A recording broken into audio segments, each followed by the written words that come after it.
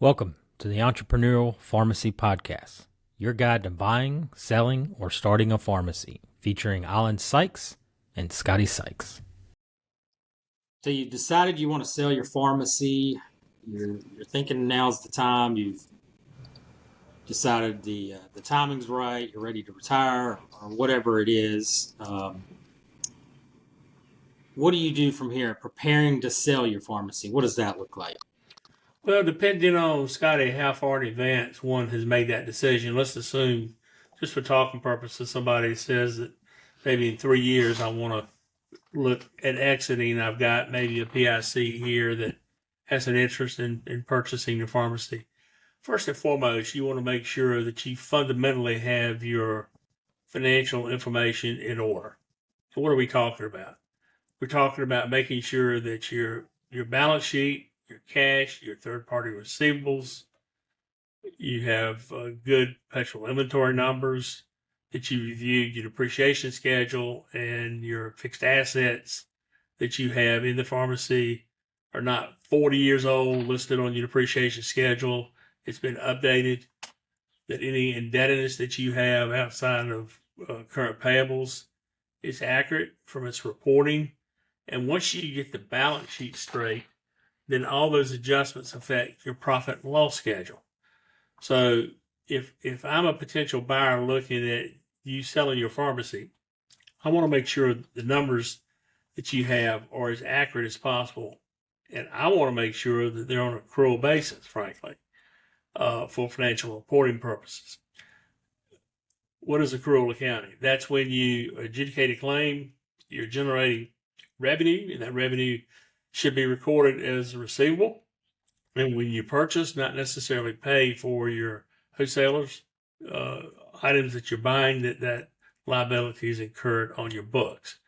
So it's very important to have really good accrual financial information that you can present to a buyer, that the accountability is very clearly listed, so the buyer's representatives can review and do their own due diligence on these numbers, and that the tax returns that you have prepared for the last 2, 3, 4 years are as accurate as possible, regardless of whether you're on an accrual basis or a cash reporting basis for taxes.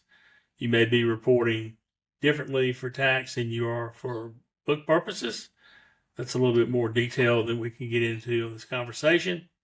But these are the kinds of things that I think are very, very important in making sure that you can support your claim of what it is that you want to show as the value for the pharmacy, keeping in mind the single most important number that any of the third parties financing banks that financing the space for pharmacies are going to be looking at your earnings before interest, taxes, depreciation, and amortization, commonly referred to as EBITDA.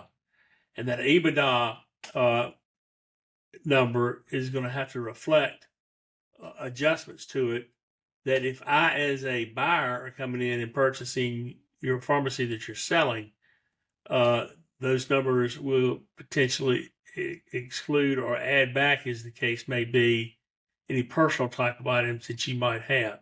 So what you're trying to do as a seller is to maximize your EBITDA as much as you possibly can, because there's some type of multiplier that's going to be placed on that adjusted EBITDA to determine the value of your goodwill or your files.